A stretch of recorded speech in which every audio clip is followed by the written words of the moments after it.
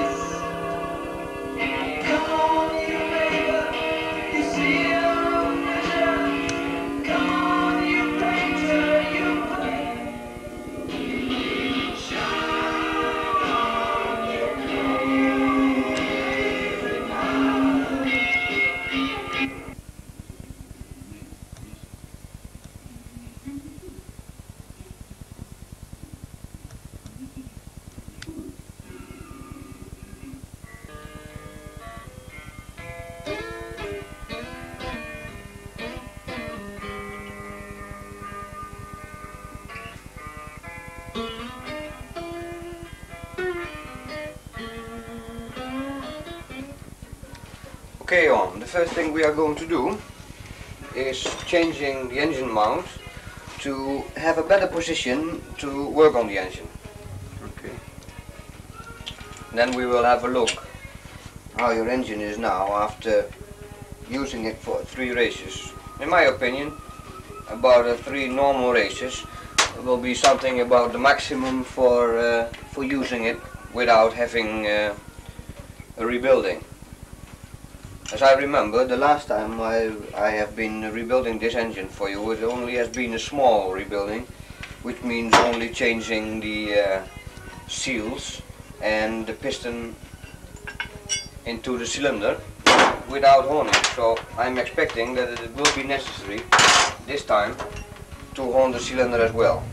Yeah, I think so too, because there was quite a difference between, I can feel the difference between the first time I put it on and now after the race. In fact, when I, after the last heat, when I drove into the pits area, it suddenly stopped as if something was just completely wrong. So I didn't check it at all, so maybe there's something wrong inside as well. Okay, we'll have a look what can be the reason for this. You didn't change anything yourself so far? No, only the small sprocket, the 10T sprocket. But well, that's normal. I see, but you did nothing with the injection or No. with the gaskets and the cylinder or something like this? No, well, the normal checking. Every time I had a race, I took the cylinder head off to see if there's anything wrong with it. It looked quite nice. I see.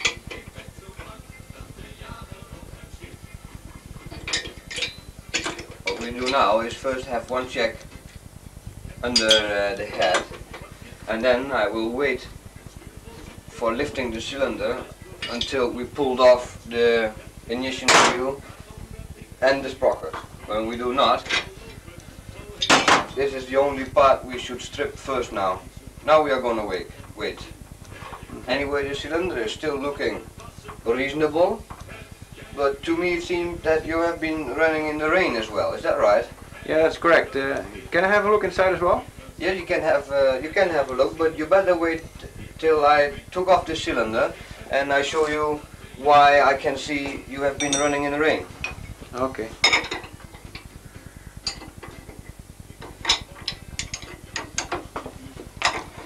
What you need, of course, as well, for stripping an engine like this, you need the proper tools. I mean, by having the proper tools, you should not, for example, hold this side of the ignition side to open the nut at your sprocket side, because then you will damage your crankshaft. Yes, correct. It's better to take off the ignition wheel and the sprocket first before you are going to lift the cylinder, because the piston will still be in, and it's an easy move for you to destroy the piston when you don't keep the cylinder on. Now I took off the ignition, turn the engine the other way around, and take off the sprocket.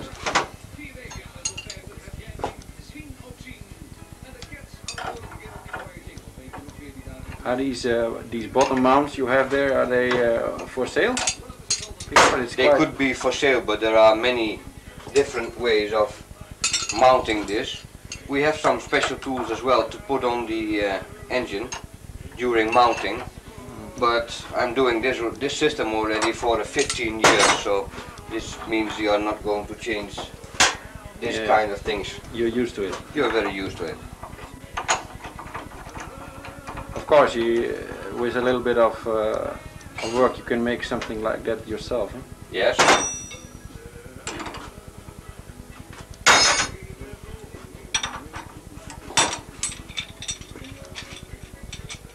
So, this one, taking off the sprocket. Something very important for the sprocket is you must always notice the key in the crankshaft. It is not allowed that it's too high. When it's too high, you will destroy your sprocket all the time, or your sprocket is not going straight on the crankshaft. Yeah. we have a short... look at this. Better have a look here now. Can you remove your... This must be the reason. We'll see it later on. This will be the reason why you stopped after finishing. It seems to be that your rotary valve is broken. This is what we are going to check first now. Okay. We are going to strip the engine.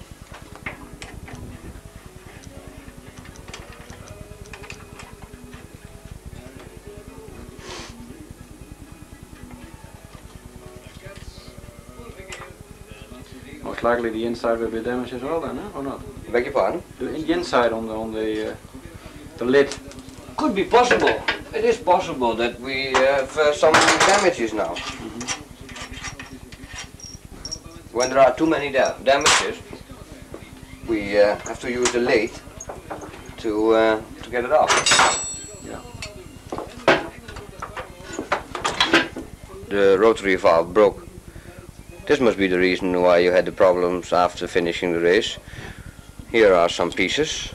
And I also can already tell you why the rotary valve broke. You better have a look here now. Okay, yeah. The reason must be that this piece here is under the rest of the valve cover. This means that the friction, there's no more friction on this piece. And there should be some friction here as well. There is no more meat enough here in top of the rotary valve cover, and this also makes it unstable for the rotary valve.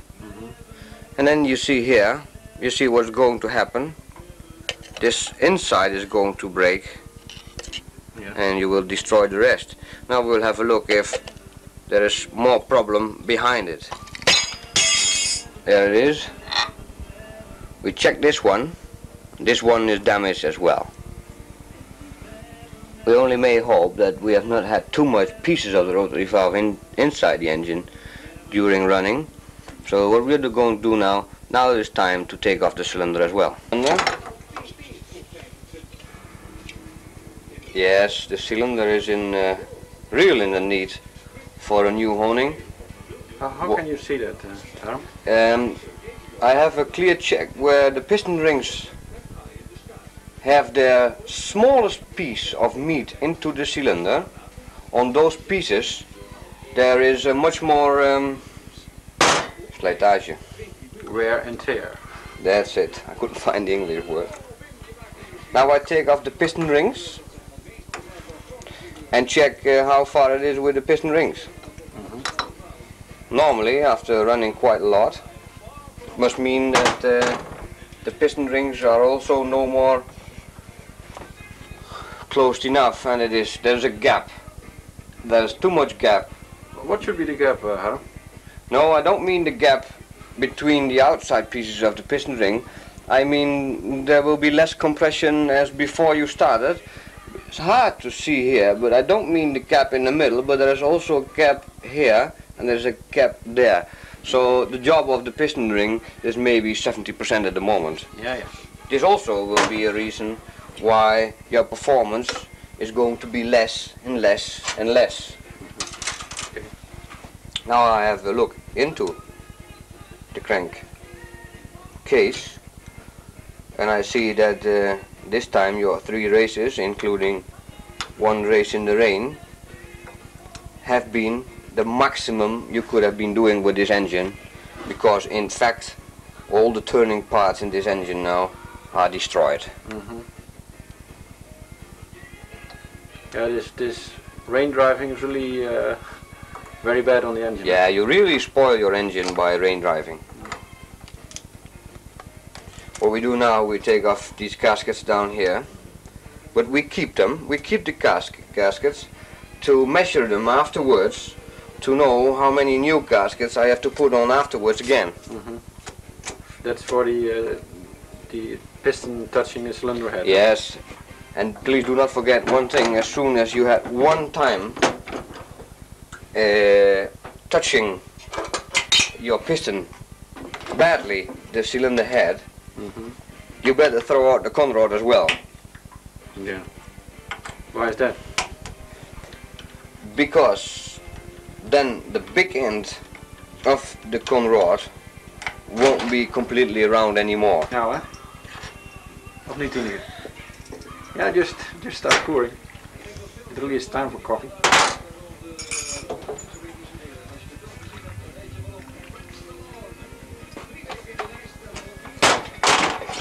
Quite a thirsty job, isn't it, Harm? Beg your pardon? It's quite a thirsty job, huh? Yes, it is. Yeah.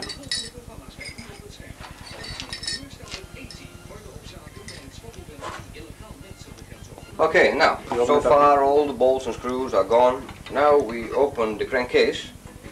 We are going to check the bearings. When you roll them and you feel like this, I'm absolutely sure that these bearings are gone already. Yeah. And these are special bearings already. What kind of bearings are these? This is this is special bearings. It's hard for me to explain what kind of bearings, but by experience, after many years, we know what bearings to use. This is absolutely no more standard bearing. This is a very important fact of our tuning already, to have very special bearings inside. The seals are gone as well, and don't forget that the seal is more important than the simple gaskets, which you see down here. We also keep the old gasket to know what kind of thickness we need for the gasket in the crankcase. After a short check of the crankshaft, when I have a look on the bearing, for me this means this whole set is gone. This is really gone. What we are going to do now, we are going to clean the crankcase, we are going to open the crankshaft, and then we see you later on. Okay. So now is a quick check. What happened with your crankshaft after using it for a few rays, and I'll find out that we will have a tolerance of about 300ths of a millimeter now. When you get it, It's too much. it's too much. When you get it from me, you will have about 1/100th of a millimeter each side. Yeah. I mean, this is not for fun equipment, this is for racing equipment. When we talk about racing equipment, we have tolerance within 1/100th of a millimeter.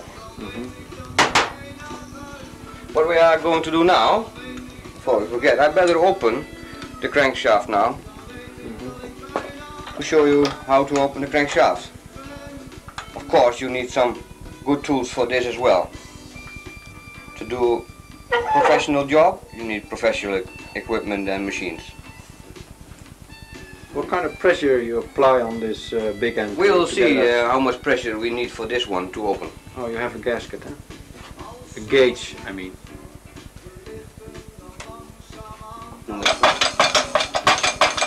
Now we are going to open it by press.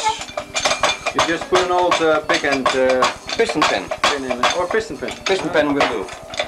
There we go. Oh, this is a disappointing crankshaft because it's too weak. Yes, the gauge doesn't move at all. Yes, I can continue opening.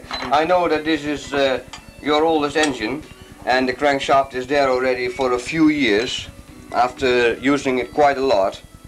I really recommend now not to rebuild this crankshaft, but to take a new one.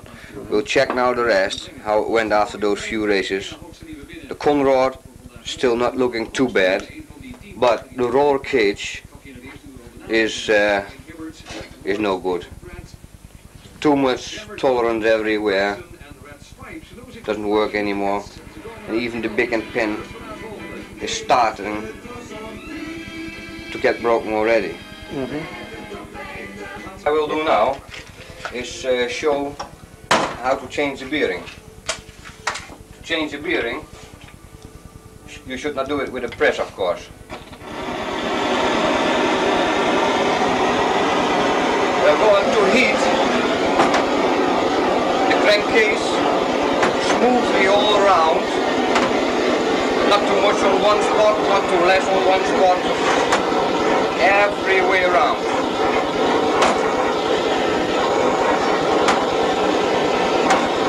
How hot should it be? Beg your pardon? How hot should it be? going to spit on it. And as soon how do I explain?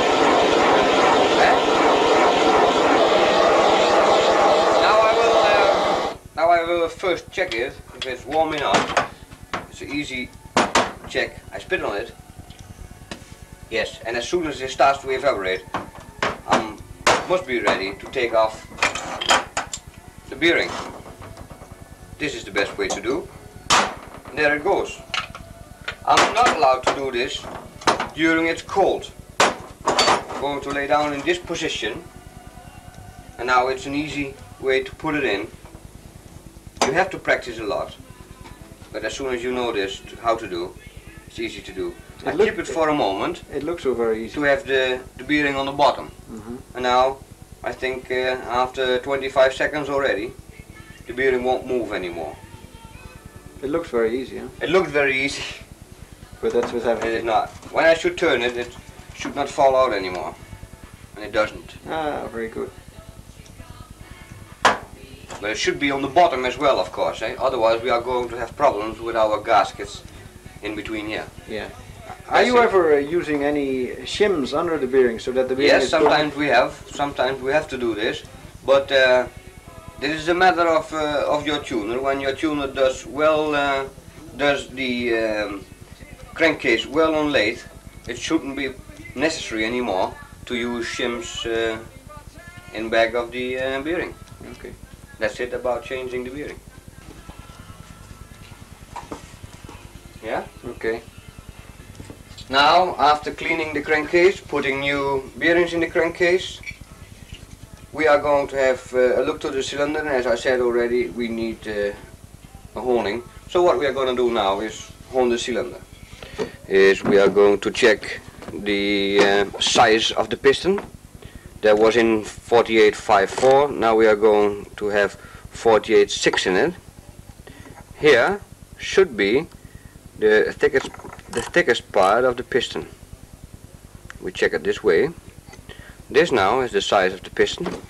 We check if it is a nice piston or not by doing this. Here it is okay.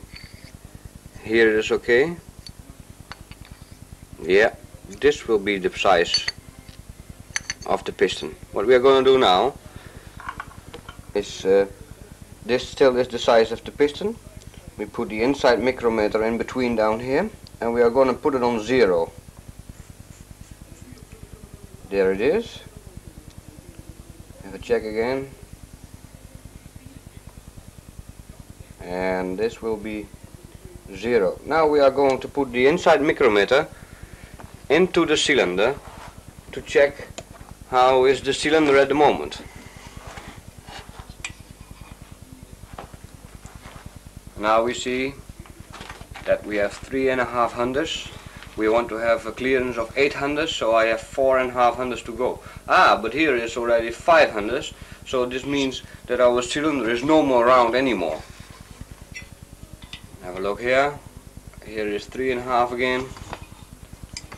Here is 3.5 again. This means we have 1.5 to 2 hundredths of a millimeter unroundness. Okay, I know what to do now. Now we are going to hone the cylinder. What we're going to do now, we are going to hone the cylinder. We have a very special sun and honing machine for this kind of job. This is a maximum machine you can buy for this kind of job. I'm going to check now if the pressure for the stones is okay. It is okay. And I know that I have a few hundredths to go, and I can read it down here how far to go. I checked everything now. Now we are going to start honing. Start the machine. Oil is coming. Wait till the oil is leaking everywhere, and now we go. Oh, I could feel immediately already that the cylinder is not straight because it was hopping a little on the stones. I have a check, and I see that I was right, because there are only a few places where the stones are touching the cylinder. But with this kind of honing door and with this machine, I will be absolutely sure that after honing proper, I have a 100% straight cylinder with a magnificent performance for the cylinder.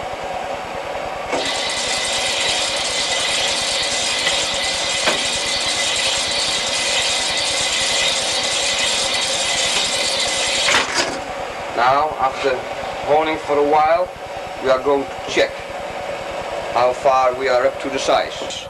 In the cylinder where the stones did not touch the material, this, for example, the bridge in the exhaust port, is a very important piece of the cylinder. As long as the stones are not touching this part of the cylinder, we have to continue honing. What I'm doing now is check how much material there is left for me to hone. We start with 3.5, as you remember, and now it's 4.5. So up till now, in the top of the cylinder, I took off 1/100th of a millimeter. But I have to check it everywhere. Here it is 5. This means here it is 0.5 wider than in the rest of the cylinder. Okay, but there is still some material to continue honing. I will go on continue honing till the cylinder is straight. It's a standard Dap conrod, the knife model. The last 3 years they do not use anything else than this knife model conrod.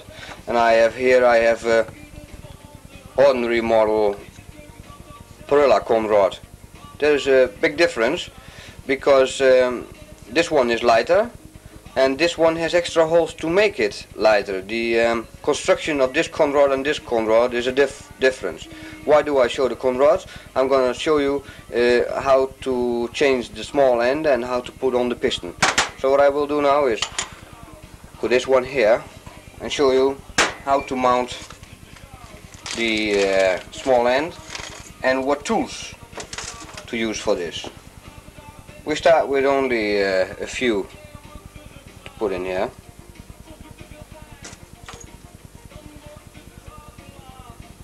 You don't use any grease yet? Let me say it this way, when you are a beginner you will need grease everywhere, but as soon as you have been doing this for many years you won't need the grease anymore. There we go. This was one piece of tool. This is only a short piece of aluminium, which is more or less the thickness of the piston pin, only a very bit thinner. Now we are going easy. By the way, I'm going to use grease, but this is only as soon as I'm going to mount the washers. Otherwise the washers will fall off all the time.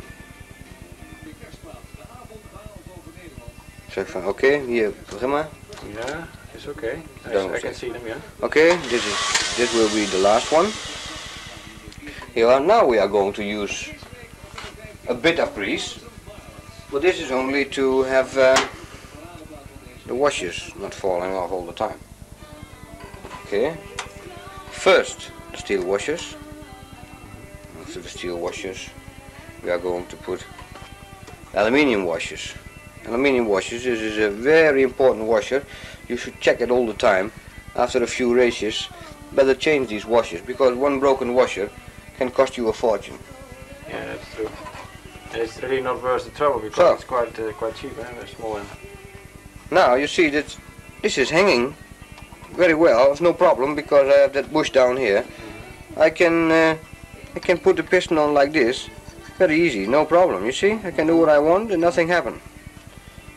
Now this is not the piston pin.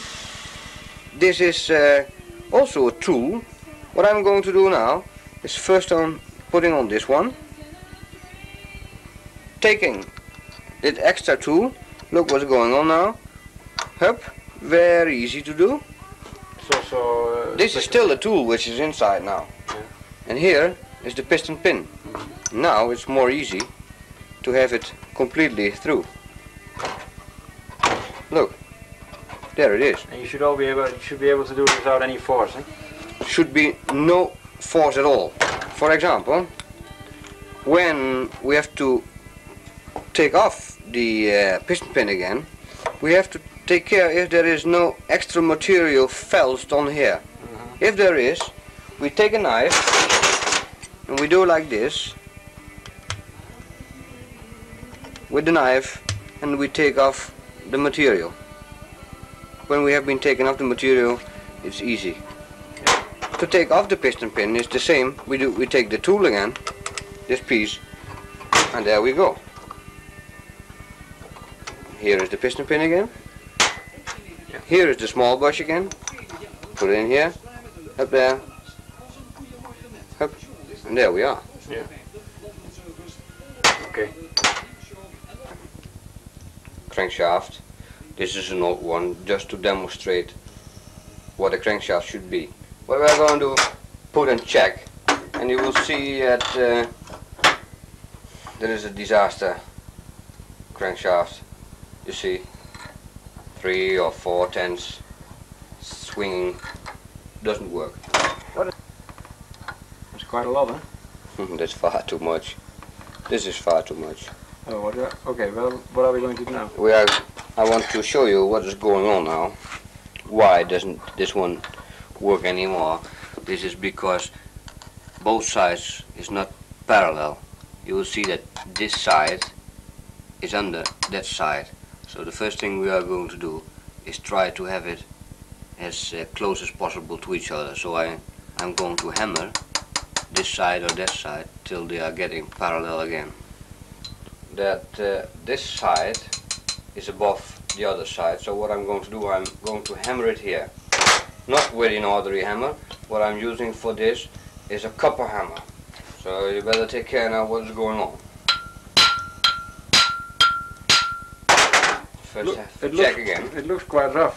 It looks quite rough, but don't forget that when you have a good crankshaft, it is pressed with 3 or 4 ton.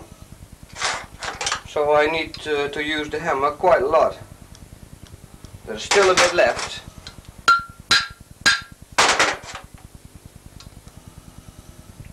There is still a bit left.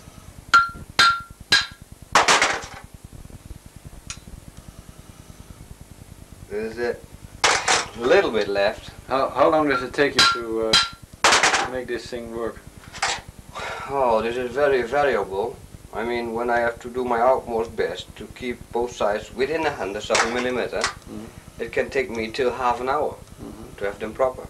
Now you better come here and have a check to the clocks down here again, so to see what happened. This is the job after doing this for about a quarter of an hour. Now you see that one side is inside 100th and the other side is more or less in 100th as well.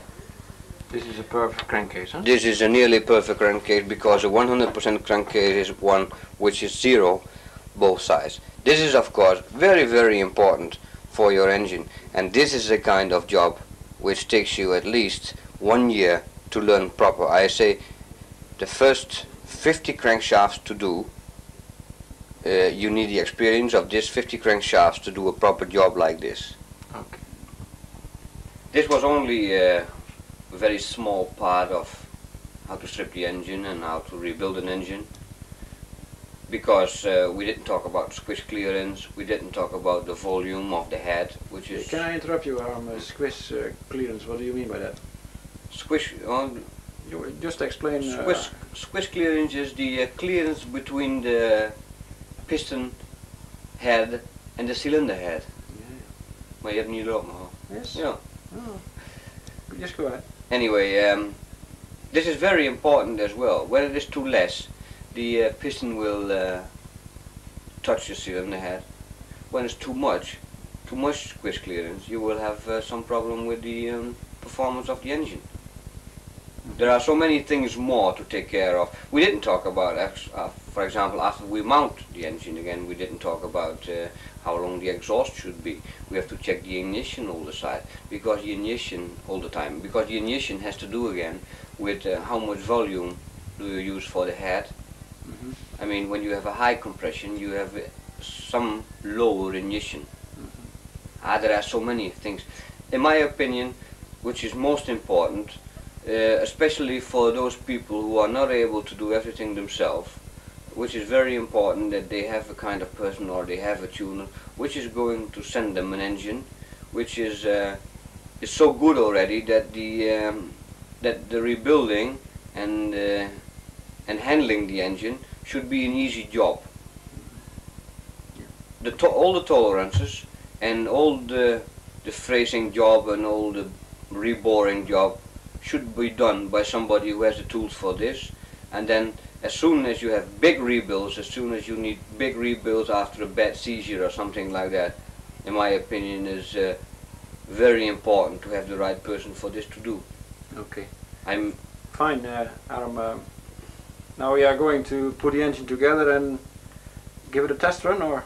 Yeah, after we put it together, to be sure that the engine is doing in the way it has to do, we put it on dyno, run it in for about 3/4 of an hour, and then give it to the customer.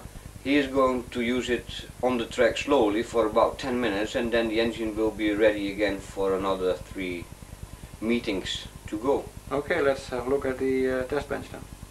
My so-called test room. This is one of the most important pieces of machinery I have. This is the Fraud test bench. A water brake is here. This is the scale. This is the scale to have a look how many brake horsepower my engine have. And you see here what the engine has to do is through the water brake has to raise this block of weight, and the further the engine is able to raise up this heavy block, here's going to show it up here, and we'll see what happens.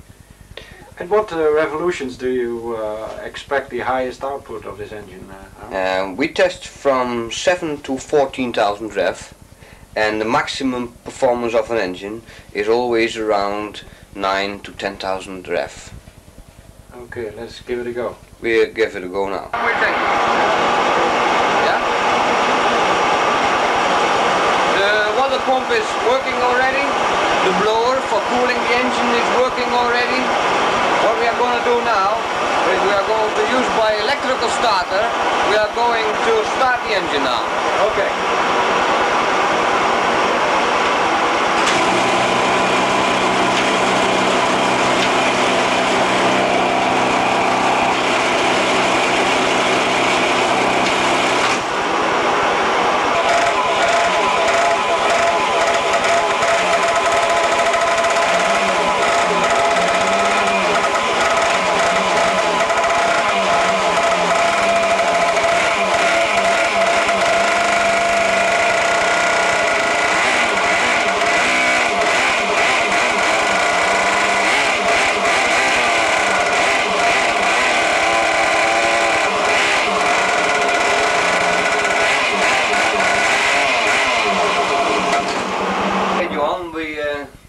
Did the final check already. We tested on dyno, as you have seen yourself.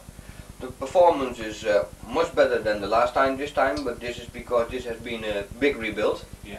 And I'm absolutely sure the engine will be fantastic again for the next 3 races. Okay, thanks Adam. So I wish you all the best with it. Okay. The better you do, the better it is for me as well. Okay. Thank you very much. Thanks. Bye. See you. Best greetings to all down there. Yeah, okay. Bye. Bye.